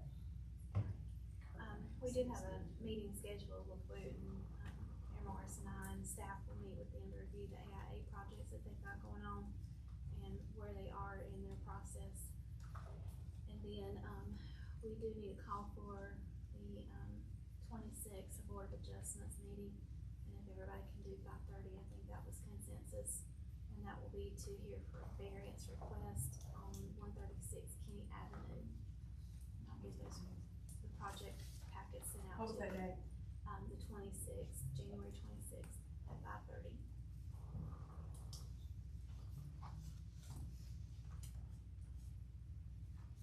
We're gonna need, well, you can call for it, so that'll be fine. I'll have to do it as a motion.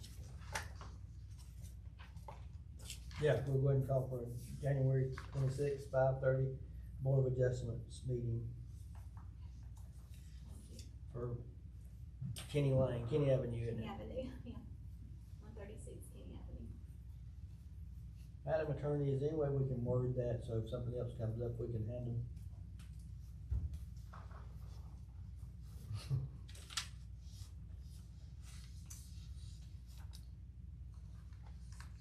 You can add things to the agenda, but if it's something that has to be advertised, Okay. you're not gonna have the advertisement. Sure, I understand.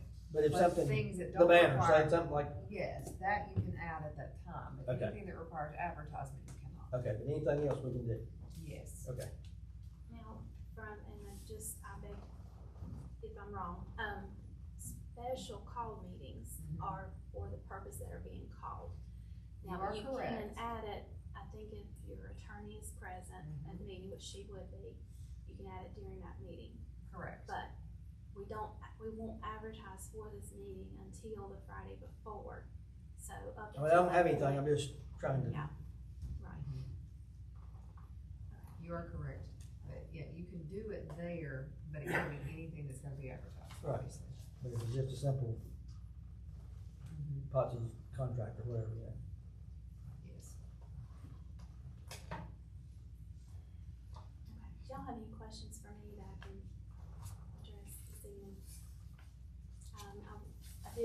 mention, Chief James mentioned the email issue, and, Tavis Curry will be here next month to present to you guys the plan on, our cyber updates that we've been looking into, as well as the plan for moving everything over to the, Microsoft. I know we did talk about that last year, but there was concerns because we have so many accounts and trying to simplify them. Chief Morris stated that the fire department has gone back to their regular emails, using that for their training, so they don't have to have a town email, which has cut back about 15 emails there. So it's, cut the cost tremendously for us on that, but just looking at, updating our server, as well as, making sure that if we have everything in place, that, if there was a potential breach in, for ransomware or whatever, that we do have backups in place that are what we need. And that really does consist of our OneDrive being updated. So everything else we have off storage for things, but making sure that everybody's documentation is where it needs to be. So I'll be here at the February meeting in order to review that with the board. Questions for Angel? Angel, where we at on the meters with accepting handies? So, because of the Christmas holiday and everything, they were not able to get out in the schedule. And I'll reach out to Mike and see when, G2's gonna be able to be here and get everything else finished. And then, I did reach out to Handy's manager and ask for dates to schedule for a joint meeting, and have not had a response back with potential meeting dates on that. And Misti's also looking at information for the contract that we wanna talk about at that meeting as well. And we talked about getting together and having consensus prior to the meeting being scheduled, but we really need to know when the meeting's gonna be. Definitely. So I'll follow up with Daryl tomorrow, but, I had sent out before Christmas, I think I talked to you about which we would rather do a quarterly meeting or having a joint meeting with everyone. Consensus was to have everyone, but. Anything else? Commissioners' concerns, comments? Okay, if not, we'll be in closed session. I